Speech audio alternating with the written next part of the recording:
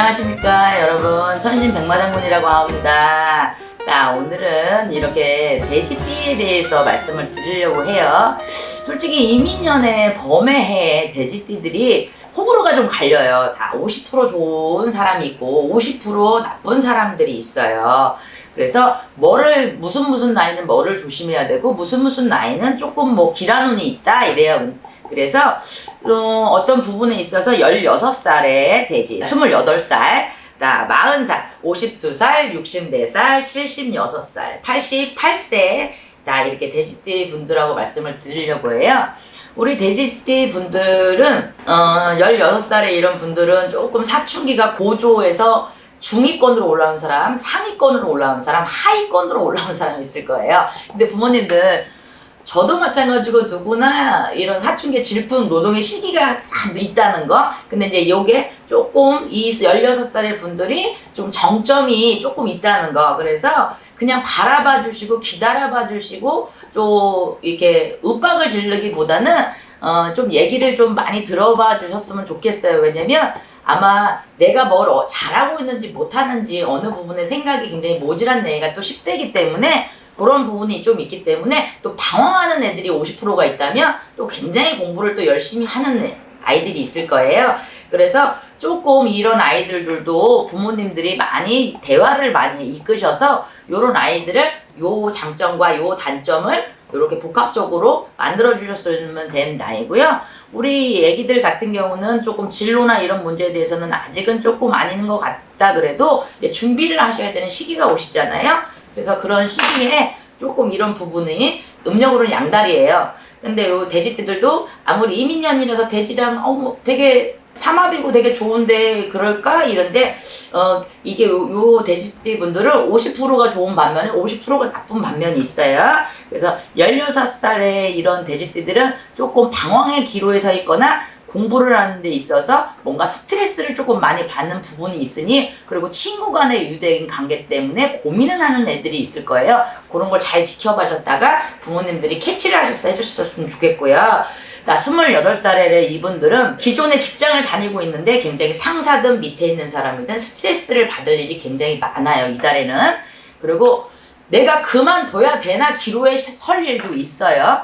그런데 저는 봤을 때 이동의 변동이 들어와 있는 시기이기 때문에 과감하게 사표를 던져서 예를 들어 그만두고 싶으면 그만두셔도 되고요. 안 그러면 요 시기가 지나면 요 한국비가 지나고 나면 또 나한테 전화해보게 될 수가 있어요. 그래서 그거를 좀 참고하셨으면 좋겠고, 40살에 이런 분들도 문서나 이런 운이나 인간적인 28살, 40살 이런 분들이 구설이 조금 있어요.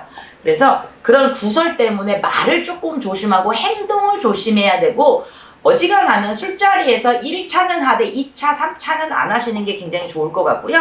장거리로 가는 것도 조금 멀리 하셔서 해외는 피하시고 단거리 여행을 즐기셨으면 좋겠고요. 또 건강에서도 나도 모르게 적신호가 조금 일어날 수 있는 해운년이 있다는 거, 그걸 조금 염두해 줬으면 좋겠고, 52살의 요 돼지띠 분들은 또 요 밑에 있는 돼지띠 분들에 비해서 문서운이라든지 내가 부동산, 안 그러면은 어떤 사람과의 사업을 확장하는 데 있어서 뭐가 활기차게 이렇게 하자 이거 도모할 일이 좀 있어요.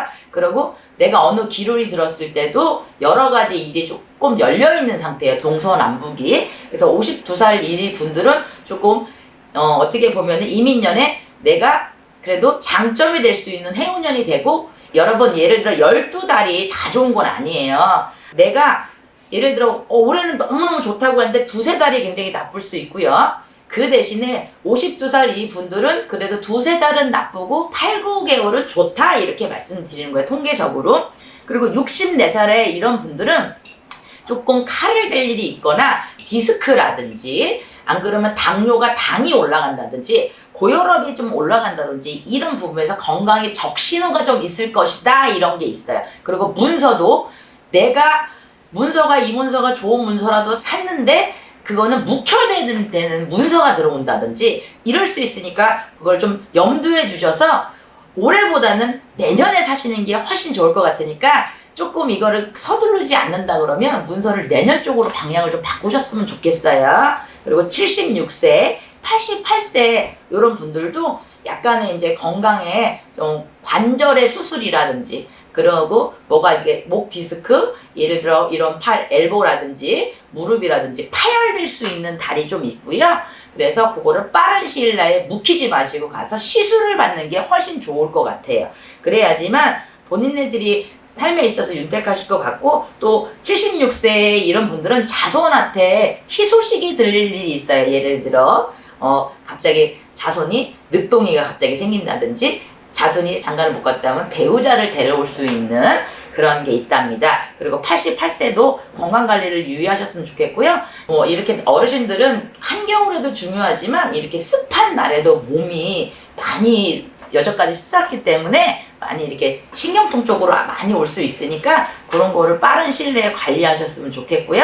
또 이런 분들은 우리 88세 이런 분들은 저는 왜 모르겠는데 우리 도사할아버지 양명 도사할아버지가 그러세요.